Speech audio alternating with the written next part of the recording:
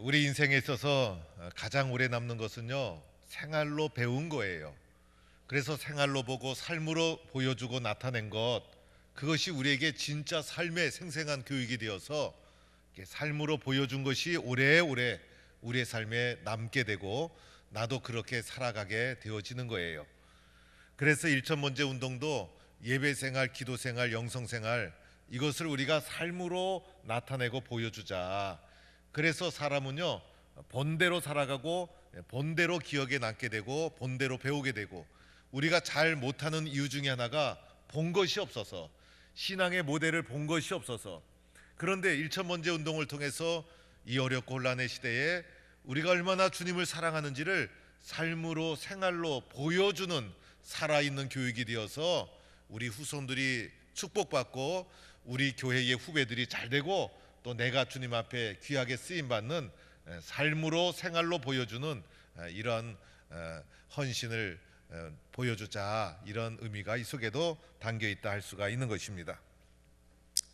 오늘 저는 이사야 42장 말씀을 보았는데, 이사야 42장 오늘 읽은 말씀을 여호와의 종의 노래, 이렇게 명하기도 합니다. 학자들이 이사야서 42장을 비롯해서 전후 장에 비슷한 내용의 이제 이사야 예언자의 예언의 말씀이 있는데, 이 말씀을 성격상 어떻게 부를까 하다가 연구 끝에 여호와의 종의 노래다. 그래서 여호와의 종, 그러니까 누구의 종이냐면 여호와의 종이에요. 그래서 이 종은 여호와 하나님이 시키는 대로 그대로 하는 것이 여호와의 종이에요. 여호와 하나님은 이 종을 통해서 하나님의 뜻을 이루어 가는 거예요. 그래서 여호와의 종이 어떤 분인가라는 것을 예언한 내용의 말씀이어서 여호와의 종의 노래다, 이렇게 이 부분을 부르고 있어요. 오늘 42장 말씀을 1절부터 잘 이렇게 관찰을 하다 보면 반복돼서 나오는 단어가 있어요. 한 번 읽으면 이 단어가 눈에 안 띄는데, 도대체 이 말씀이 어떤 말씀인가 깊이 묵상하면서 자세히 쫙 읽어 내려가다 보면 반복되는 단어가 있죠. 이 단어를 발견하신 분은 성경을 잘 보는 분들이에요. 어떤 단어가 반복되냐면 정의라는 단어가 반복되어지고 있어요. 그렇죠, 여러분? 그래서 1절에도 보니까 앞부분에 설명을 쭉 하다가 이 땅에 이방에 정의를 베풀리라. 그래서 여호와의 종의 노래의 마지막 하나님의 관심은 이방 땅에 하나님의 정의를 베풀리라 라고 이렇게 말씀하고요. 3절에도 보니까 진실로 정의를 시행할 것이다. 내가 진실로 이제 이 땅에 정의를 시행한다. 이것이 하나님의 계획이고 하나님의 뜻이에요. 또 4절에도 보니까 세상의 정의를 세우기에 이르리니, 이 세상 속에 하나님의 정의를 세우고자 하는 것이 하나님의 계획이에요. 하나님의 뜻이고, 또 6절에도 가보니까 또 의라는 내용이 약간은 다르지만은 이렇게 말합니다. 나 여호와가 의로 너를 불렀은즉, 이렇게 이제 의라는 단어가 등장해서 오늘 말씀 속에서 반복되는 단어가 정의. 그래서 하나님이 불의한 이 세상, 억울함이 가득한 이 세상, 불공평한 이 세상에 하나님이 하나님의 정의를 베풀겠다. 이것이 하나님의 계획이고 하나님의 뜻이라는 거예요. 정의란 무엇인가라는 유명한 책이 있죠. 이제 하버드대의 마이클 샌델 교수가 지은 책인데, 이분이 정의라는 이제 과목을 이제 강의를 했는데, 강의한 것을 모아서 책으로 발간한 것이 정의란 무엇인가. 이분은 27살에 하버드대 교수가 됐어요. 아주 대단한 수재죠. 그래서 이분이 정치 철학가인데 정의라는 과목을 강의해서 이것을 나중에 책으로 만들었는데, 이것이 한국어로 번역이 되어서 자그마치 443페이지. 정의에 대해서 뭐가 할 말이 그렇게 많길래 443페이지나 될까. 저는 이 책 못 읽겠어요. 여러분 혹시 관심 있으면 사서 한번 읽어보세요. 443페이지. 야, 성경만큼 두꺼운 책이 이제 정의란 무엇인가. 그래서 이분의 책의 목차를 잠깐 제가 살펴봤더니, 정의란 옳고 그름을 분별하는 것인가, 옳고 그름을 말하는 것인가라고 정의에 대해서 이제 의문을 제시하면서 이제 문제를 풀어가기 시작하는 거예요. 우리들은 정의란 옳은 것이다라고 생각을 하죠. 정의롭게 말하려고 하죠. 그런데 대부분이 그렇지 않고 주관적인 자기 생각이더라는 거예요. 과연 그게 정의일까? 그래서 정의에 대한 의문을 제시하면서 이제 역사적으로 정의에 대해서 이제 있었던 여러 가지 논쟁과 이제 얘기를 잘 풀어가기 시작하는 거예요. 내용 보니까요. 그래서 뭐 공리주의적 입장, 자유주의적 입장, 시장 논리와 도덕성 문제, 또 정의에서 이제 동기에 관한 문제, 그다음에 평등과 정의의 문제, 소수 의견과 정의의 문제. 정의에 대해서 이렇게 복잡한지 전 몰랐어요. 그런데 오늘도 우리가 살아가는 이 세상도요, 복잡하고 다양하고, 그리고 우리 사람이 얼마나 연약하고 부족하고, 그래서 이 세상이 여러분 평등합니까? 불공정하고, 그래서 불의가 가득한 험악한 이 세상 속에 오늘도 하나님은 하나님의 정의가 이 땅에 이루어지기를 원하는 것이 하나님의 관심. 그래서 하나님은 사랑과 정의의 하나님이라고 하지 않습니까? 그래서 하나님이 이 땅에 하나님의 의가 이루어지기를 원하는 것이 하나님의 관심이요 하나님의 뜻이라는 거예요. 그래서 하나님은 이 땅의 정의를 어떻게 이루어 가시는가? 오늘 말씀에 보니까요, 첫 번째로는 하나님의 사람을 선택하면서 하나님의 정의를 이루어 가신다는 거예요. 오늘 1절 말씀에 나오죠. 내가 붙드는 나의 종. 하나님이 종을 붙들고 내 마음에 기뻐하는 자, 하나님이 기뻐하는 자를 선택하는 거예요. 하나님 마음에 맞는 자를 선택하시고 내가 택한 사람을 보라 라고 하면서 하나님이 사람을 택해서 하나님의 의를 이 땅에 이루어 가신다는 거예요. 하나님은요, 하나님의 사람을 주권적으로 선택하셔서 그 사람을 통해서 하나님의 뜻을 이 땅에 펼쳐가기 시작하는 거예요. 따라서 그리스도 예수 안에 있는 우리들은 하나님이 기뻐하는 자, 하나님의 마음에 맞는 자가 되어서 하나님의 선택을 받는 자가 되어야 되겠다. 그래서 이 땅에 나를 통하여 하나님의 의가 흘러갈 수 있도록 하나님의 선택을 받는 자가 되어야 하겠다. 이렇게 우리들은 다짐을 해야 되는 것이에요. 두 번째로는요, 선택한 사람을 그냥 사용하지 않고, 오늘 본문 말씀해 보니까 선택한 사람에게 하나님은 하나님의 영을 부어주십니다. 선택한 사람을 그냥 사용하면 안 되죠. 그 사람의 생각과 계획을 가지고 하나님의 의가 이 땅에 이루어지는 것이 아니에요. 오늘 말씀해 보니까 1절 마지막 부분에 내가 나의 영을 그에게 주었은즉, 그에게 주었은즉, 그죠? 하나님의 영을 부어주시는 거예요. 그래서 선택한 사람은 하나님의 영으로 충만해야 되는 거예요. 하나님은 사람을 선택하고 선택한 사람을 그냥 사용하지 않고 그에게 하나님의 영을 풍성히 부어주셔서 그 사람을 바꿔주셔서 변화시켜 주셔서 하나님이 사용해 주시는 거예요. 5절에도 보니까요, 영을 주시는 하나님 여호와, 하나님 여호와는 어떤 분이에요? 영을 부어주시는 분, 그냥 사용하지 않죠. 그래서 하나님의 성령을 부어주셔서 그 사람을 변화시켜서 사용해 주시는 거예요. 내가 하나님의 선택을 받았다면 또 하나가 있죠. 하나님의 성령으로 충만해야 되는 거예요. 그래서 우리가 하나님의 사람으로 쓰여지기 위해서는 성령의 불을 받아야 되는 거예요. 성령으로 충만하고, 그래서 변화된 사람을 통해서 하나님의 뜻을 이 땅에 이루어 가게 되는 거예요. 오늘 6절 말씀에도 이렇게 말씀하죠. 내가 내 손을 잡아. 그러니까 성령으로 부어주시고 그 사람을 잡아주시고 또 너를 보호하며 보호해 주시고 너를 세워서 백성의 언약과 이방의 빛이 되게 하리니, 그러니까 그 사람을 통해서 하나님과의 새로운 언약의 관계에 들어가게 하시고 빛이 되게 하신다. 이걸 누구를 통해서? 선택하고 하나님의 영을 부어준 사람을 통해서 이 땅 위에 하나님의 뜻을 이루어 가시는 것이 하나님의 방법이라는 거예요. 그래서 우리들은요, 성령으로 충만하고 하나님의 영이 불같이 임하도록 사모하는 심령으로 그렇게 하나님 앞에 나아갈 때 성령 충만한 나를 통해서 이 땅에 하나님의 나라가, 하나님의 정의가 이루어진다. 이렇게 우리는 믿어야 되는 것이죠. 세 번째로는요, 이렇게 성령으로 충만한 하나님의 사람을 통해서 일하시면서 하나님은요, 마침내 하나님의 계획을 이루시는 거예요. 결과가 있다는 거죠. 그래서 오늘 말씀에도 보니까 1절에 이 땅에 정의를 베풀리라. 그러니까 마침내 하나님의 관심인 그 정의를 베풀고 또 치유와 회복이 일어나고, 구체적으로는 오늘 본문 말씀에도 나오죠. 눈먼 자가 보게 되고 갇힌 자가 감옥에서 나오고 흑암에 있는 자가 빛으로 나오는 회복과 치유의 역사가 일어나게 되더라는 거예요. 그래서 마침내 오늘 8절 말씀에도 나는 여호와니 내 이름이라, 이는 내 이름이라 나는 내 영광을 다른 자에게 내 찬송을 우상에게 이제 주지 아니하리라. 내가 받아야 될 영광과 찬송을 다른 사람에게, 다른 이에게, 우상에게 주지 않고 마땅히 받아야 될 찬송과 영광을 누가 받으십니까? 전능하신 하나님이 받으신다는 거예요. 왜 하나님이 정의에 대해서 관심이 있을까?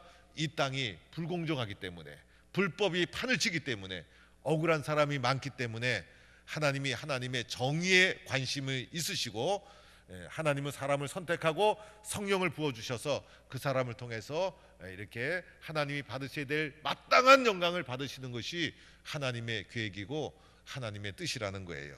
우리는 하나님의 뜻대로 쓰임받는 성도가 되어야 할 줄로 믿습니다. 그런데 여기서 우리가 관심해야 될 것이 있어요. 구체적으로 어떠한 방법으로 하나님이 하나님의 뜻을 이 땅에 이루어 주시는가, 방법에 대한 문제를 고민하지 않을 수가 없어요. 그래서 하나님의 방법이 나온 말씀이 오늘 말씀 중에 2절과 3절이에요. 그래서 2절과 3절을 우리가 주목해 보아야 하는데, 특별히 3절 말씀이 오늘 제가 드리고자 하는 말씀이에요. 2절에 보니까 하나님의 방법이 나오죠. 이렇게 나옵니다. 그는 외치지 아니하며 목소리를 높이지 아니하며 그 소리를 거리에 들리게 하지 아니하며, 이것이 하나님의 방법이에요. 그러니까 하나님의 방법은 요란하지 않아요. 세상의 방법과 달라요. 세상은요, 뭘 하려고 그러면 떠들썩하게 요란하고 선전하고 뭐 정의라고 고함을 지르고 이렇게 되어지는데, 하나님은 소리를 내지 않아요. 조용하게. 그래서 사실 일천번제 운동도요, 제가 여기서 막 말씀하기 전에 성도들 사이에 이심전심으로 물 들어가듯이 소리 없이 조용히 확 퍼져나가면요, 그게 진짜 은혜고 진짜 능력이 있고 진짜 힘이 있는 거예요. 그래서 소리 없이 세상을 바꾸고 변화시키는 이 하나님의 은혜가 이 속에 있는 거예요. 그래서 하나님은 요란하지 않아요. 세상의 방법과 다른 거예요. 그래서 목소리도 높이지 않고 소리 없이 조용하게 은밀하게 아는 둥 모르는 둥 그냥 확 변화되고 물 들어가게 하는 것이 하나님의 겸손하고 조용하고 성실하고 성김의 변화의 모습이다. 이것이 하나님의 방법인 거예요. 또 3절에 나오는 말씀 이렇게 말씀하죠. 상한 갈대를 꺾지 아니하고 꺼져가는 등불을 끄지 아니하고 진실로 이 땅에 정의를 시행한다. 하나님이 정의를 이 땅에 시행하는 방법이 어떤 방법이에요? 상한 갈대도 꺾지 않고 꺼져가는 등불도 끄지 않는 방법으로 한다는 거예요. 하나님이 얼마나 자상한 세밀한 겸손한 성김의 사랑이 이 속에 담겨 있는가. 그래서 상한 갈대는요, 죽은 거나 마찬가지예요. 갈대가 무슨 힘이 있겠어요. 바람이 확 불면 꺾어지고. 그런데 그 아주 약한 그 꺼져가는 상한 갈대까지도 꺾지 않는 것이 하나님의 방법. 세상의 방법은 그렇지가 않죠. 상한 갈대와 같이 힘없는 자를 짓밟는 게 세상의 방법인데, 하나님의 방법은 상한 갈대와 같은 것도 꺾지 아니하시는 것이 하나님의 방법. 그 다음에 꺼져가는 등불. 여러분, 등불이 훅 하면 꺼지는 게 등불인데, 등불 중에서도 마지막 꺼져가는 아주 간들간들한 그 등불 그냥 손으로 휙 해도 꺼질 텐데, 그 꺼져가는 등불조차도 세상은 우습게 알지만은 하나님은 그것조차도 끄지 않고 이 땅에 무엇을 시행하십니까? 정의를 시행하시는 것이 하나님의 방법이다. 그래서 하나님의 방법은 상한 갈대도 꺾지 않고 꺼져가는 등불도 끄지 않는 방법으로 이 세상의 정의를 시행하시는 분이 바로 하나님. 그래서 오늘이 여호와의 종의 노래는 궁극적으로는 누구를 가리킵니까? 예수님을 가리키는 거예요. 여호와의 종 예수님이 이 땅에 오셔서 이렇게 십자가의 사랑으로 우리를 구원해 주시고 의를 회복하신 분이 바로 예수 그리스도이시다라는 것을 말해주고 있는 것이죠. 여러분, 우리는요 지금 위기의 시대를 살아가고 있어요. 위기의 시대. 위기의 시대를 살아가고 있는데, 위기 중에서도 가장 큰 위기는요 영적인 위기의 시대에 우리가 살아가고 있어요. 우리는 영적으로 바로 서야 잘 되는 인간의 영혼인데, 이 엄청난 위기에 우리가 살아가고 있어요. 오늘 우리가 살아가는 이 시대는요 인류 역사가 시작한 이래로 가장 거대한 문명의 전환기의 소용돌이 속에 우리가 살아가고 있다는 거예요. 그래서 현대 시대를 가리켜 우리가 너무 많이 들어서 좀 식상하긴 하지만은 포스트 모더니즘이라 하는데, 이 포스트란 말은 뒤, 후 또는 탈 이런 뜻이 있어요. 지금까지 있었던 근대성을 다 부인하는 거예요. 지금까지 인류 역사가 쌓아 올렸던 모든 것으로부터 벗어나고 넘어서고, 그래서 새로운 문명의 흐름의 도래가, 이 문명의 시작이 학자들은 1960년부터 시작이 되었다 하는데, 저는 1960년부터 시작되었다는 것이 믿어지지가 않아요. 그런데 지금은 더 깊은 문명의 중심으로 들어와 버리고 말았어요. 우리도 잘 모르고 이렇게 살아가는 거예요. 우리는요 오늘 현실의 삶에 급급하며 살아가기 때문에 내가 어느 위치에 서 하는지를 잘 모를 수 있지만은, 시대를 분별하고자 하는 목회자의 영적인 눈으로는요 늘 말씀을 묵상하고 시대를 봐야 되니까, 오늘 이 시대가 영적인 위기라는 것을 정말 급박하게 느끼지 않을 수가 없는 거예요. 그래서 오늘 이 시대의 가장 시대적 가치 중에 하나가, 특징 중에 하나가 상대주의, 그죠? 포스트 모더니즘의 여러 가지 해석이 있겠지만은 그 중에 특징적인 것이 상대주의. 절대성을 다 부인하다 보니까 절대적인 예수 그리스도의 십자가의 구원을 굳게 믿고 있는 기독교 신앙하고 오늘 시대가 충돌할 수밖에 없는 거예요. 거기다가 시대 정신은 또 뭡니까? 다원주의. 다원성을 인정하다 보니까 다양성을 다 인정하는 거예요. 그래서 그 중에서도 남과 여의 절대적인 이 성 구분까지도 이 상대성 입장에서, 다원주의 입장에서 들어가다 보니까 남자와 여자가 뭐 절대적으로 남자는 항상 남자고 여자는 항상 여자냐, 그러지 않을 수도 있지 않느냐, 이게 성 정체성에 대해서도 다양하지 않겠느냐, 이게 시대의 흐름이에요. 시대의 흐름. 그러다 보니 기독교 정신하고 배치될 수밖에 없고, 이게 시대가, 여러분 시대의 흐름이라고 다 옳은 건 아니잖아요, 그죠? 그러니까 우리는 성경적인 이 세계관을 가지고 성경에 기초한 세상을 만들어야 되기 때문에 이것을 받아들일 수가 우리는 없는 거예요. 그래서 이런 여러 가지 거대한 이런 문명 속에 흘러가는 가운데 코로나 3년이라는 직격탄을 맞은 거예요. 그러다 보니 우리 신앙인의 체질까지도 이제 코로나 3년을 거치면서 이제 많이 흔들리고, 또 세속화의 거대한 물결 속에 끌려가는 이런 상황이 우리 교회 현실 앞에 흘러가고 있는 영적인 위기의 현 주소라는 거예요. 이곳으로부터 어떻게 하면 빨리 탈피할 수 있을까라는 것이 고민이라는 거예요. 가장 불행한 사람은요 위기를 모르는 사람이 불행한 거예요. 위기를 몰라. 그래서 지금이 좋구나 이렇게 하다가 어느 날 위기가 눈앞에 탁 닥쳤을 때 어떻게 됩니까? 대처가 안 되잖아요. 등불을 준비했는데 주님 오실 때를 분별하지 못해서 기름이 다 떨어진, 그럼에도 불구하고 떨어진 걸 모르고 기다리는 사람이 불행한 사람이에요. 이 때를 위기의 때로 여기고 위기의 때를 돌파하고 준비하고, 그 사람이 어떻게 됩니까? 세상을 변화시키는 사람이 되는 거예요. 제가 이제 솔로몬의 일천번제를 이제 연구를 쭉 했어요. 연구를 했더니 솔로몬의 일천번제는요 1,000마리의 제사를 드린 것인데, 우리는 이것을 목회적으로 적용을 해서 1,000번의 예배를 3년간에 걸쳐서 이제 개인 묵상, 개인 기도까지 합쳐서 이렇게 풀어서 3년 동안 이렇게 영성이 깊어지고 변화되는 계기로 삼자는 거예요. 그런데 보니까요 솔로몬의 제사는 번제였어요. 번제는 완전히 태우는 거예요. 완전히 태우는 거. 이 완전히 태운다는 이 번제의 정신 속에 담겨 있는 것이 뭐냐면 온전한 순종이에요. 온전한 순종, 완전한 순종.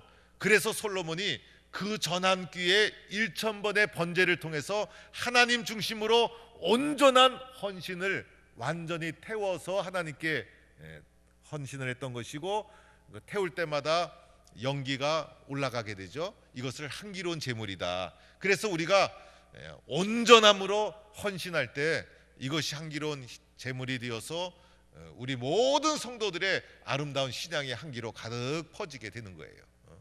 또 하나의 특징이 있다면요, 흠없는 제물을 드렸어요. 흠없는 제물. 그래서 제물을 드릴 때도 이것저것 아무거나 드린 것이 아니라 하나님께 드리는 것인데 흠없는 것으로 정성을 다했다는 거예요. 그래서 1000번제 드릴 때 1000번의 묵상 기도 예배와 함께 병행해야 될 것이 헌금과 예물에 대한 것인데, 이 예물이 없이는 1000번의 다짐과 헌신이 중간에 포기될 수도 있고 허물어질 수도 있어요. 그래서 이것이 지속성을 가지고 하나님 앞에 집중해서 나가기 위해서는 예물이 따라야 하는데, 예물은요 기도하시다가 마음에 감동이 되고 허락이 되는 대로 여러분이 자유롭게 하면 돼요. 예물이 부담돼서 이 헌신을 하지 못하면요 나중에 아무것도 하지 못하게 되어 있어요. 그러나 예물은 여러분이 자유롭게 기도하시면서 마음이 수용되는 대로 여러분께서 하해 주시면 되는 거예요. 그래서 제사를 드릴 때도 어떤 분은 황소로 제물로 드리고, 어떤 분은 양을 제물로 드리고, 어떤 분은 비둘기를 드리고, 비둘기까지도 안 되면 곡식도 드렸잖아요. 마찬가지로 우리도 기도하다가 여러분이 하나님이 주시는 마음의 감동대로 선택하면 되는 거예요. 또 하나 1000번제는요 기쁨으로 드렸죠. 기쁨으로. 그래서 솔로몬이 기쁨으로 드렸던 거예요. 그래서 기쁨으로 자원해서 드리는 가운데 놀라운 역사가 일어났던 것이고, 솔로몬이 드렸던 것 이상으로 구하지 않은 것까지도 하나님이 그에게 축복해 주셔서 놀라운 축복의 주인공이 되었던 거예요. 그래서 오늘 우리도 하나님 앞에 위기의 때에 하나님 중심으로 위기를 돌파하기 위해서 그저 내 의지, 내 결단만으로 부족하니 1000번제의 헌신의 틀 속에 나를 순종시켜서 이 위기를, 영적인 위기를 돌파해 나가면 이 과정 속에서 하나님이 우리 모든 성도에게 솔로몬이 주셨던 은혜와 축복과 또 놀라운 기쁨을 하나님이 허락해 주실 줄로 믿습니다. 그러다 보면 위기도 넘어서고 또 돌파해 나가고 놀라운 역사가 일어나게 되는 거예요. 오늘 말씀에 나오는 여호와의 종은요 바로 예수 그리스도를 말하는 거예요. 예수 그리스도께서 이 땅에 오셔서 상한 갈 때도 꺾지 않고 꺼져가는 등불도 끄지 않고 우리들을 회복시켜 주시고 이 땅에 하나님의 정의를 이루신 분이 바로 예수 그리스도. 예수 그리스도를 믿는 우리들도 상한 갈 때도 꺾지 않고 꺼져가는 등불도 끄지 않는 이 주님의 십자가의 사랑을 가슴에 품고 우리도 그렇게 겸손히 낮아져서 하나님의 뜻을 이 땅에 이루어가는 사람이 되어야 하는 거예요. 그러면서 동시에 이 땅을 살아가는 우리들이 또한 상한 갈대와 같이 꺼져가는 등불과 같이 연약하고 부족하고 그리고 흔들리고 그런 존재 아닙니까? 그런데 이러한 존재임에도 불구하고 상한 갈대를 꺾지 않고 꺼져가는 등불을 끄지 아니하시고 우리를 회복시켜 주시고 도와주시는 하나님의 사랑이 있기 때문에 그 하나님의 사랑을 붙잡고 이겨나가는 거예요. 하나님의 사랑을 의지해서 위기를 돌파해 나가는 거예요. 오늘 위기가 없는 사람이 어디 있겠어요? 문제가 없는 사람이 어디 있겠어요? 그러나 상한 갈대와 같을지라도 꺼져가는 등불과 같을지라도 나를 사랑해 주시고 붙잡아 주시는 하나님의 사랑을 집중해서 붙잡고 기도하며 나간다면 하나님께서 우리 모두를 하나님의 축복의 사람으로 사용해 주실 줄로 믿습니다. 이런 은혜가 모든 성도와 함께 하기를 주의 이름으로 간절히 축원합니다.